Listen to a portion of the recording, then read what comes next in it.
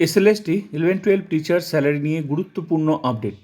20% DA বাড়ল, 18% ছিল, এখন 20% বাড়লো, টোটাল 38% ডিএ পাওয়া যাবে অক্টোবর থেকে। তাহলে নতুন স্যালারি কী হবে A to Z দেখাবো, গ্রস স্যালারি, ইনহ্যান্ড স্যালারি।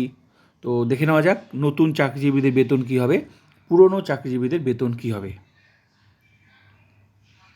শুরুতেই বেসিক পে 42,600। মনে রাখতে হবে প্রতি বছর কিন্তু 3% হারে বেসিক বাড়বে, 3% হারে বাড়বে, ইনক্রিমেন্ট হবে প্রতি বছর।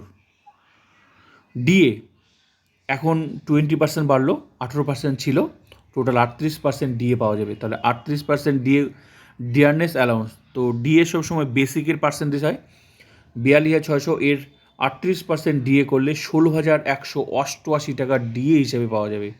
মনে রাখতে হবে যখন যখন সরকার ডিএ দেবে তখন তখন কিন্তু স্যালারি বাড়বে।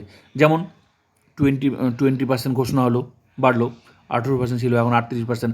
আবার যখন ঘোষণা হবে পার্সেন্টেজ, তখন এটার সাথে 38-এর সাথে যোগ করে তাহলে সেই মানে বেসিকের পার্সেন্টেজ বার করলে বেরিয়ে যাবে কত টাকা বাড়লো।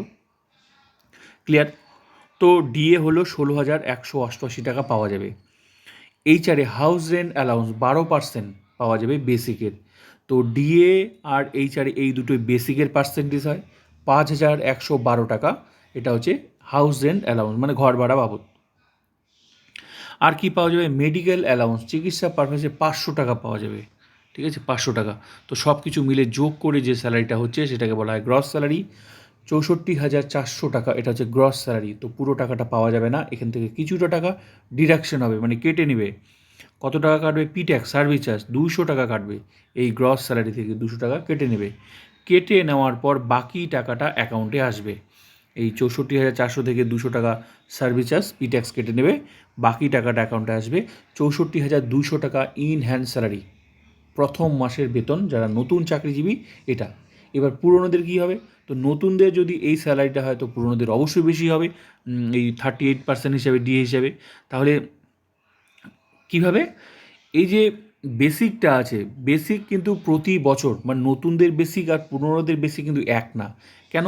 কারণ প্রতি বছর বেসিক 3% হারে অটোমেটিক নির্দিষ্ট নিয়মে বাড়তে থাকবে প্রতি বছর। এক্ষেত্রে যার যত চাকরির বয়স তার বেসিক আলাদা আলাদা, সবার আলাদা। কারো 4 বছর চাকরির বয়স, কারো 5 বছর, কারো 6 বছর, কারো 7 বছর, 8 বছর, 10 বছর, যার যেরকম। তো প্রতি বছর 3% হারে বেসিক বাড়বে। তো সেক্ষেত্রে সেই বেসিকটার 38% করলে বেরিয়ে যাবে কত টাকা হলো। তো নতুনদের যদি 64,200 টাকা বেতন হয়, তো 38% ডিএ হিসাবে, তো পুরনোদের অবশ্যই এর থেকে অনেক বেশি হবে। ক্লিয়ার?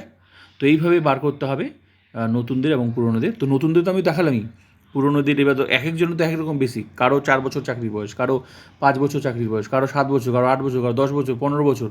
তো যে অবস্থায় এই মুহূর্তে যে বেসিকটা আছে সেটার 38% করলেই বেরিয়ে যাবে কত বেতন হলো। আর নতুনদের এই স্যালারিটা, যারা নতুন চাকরিজীবী নতুন পাবে তাদের স্যালারি হচ্ছে এটা।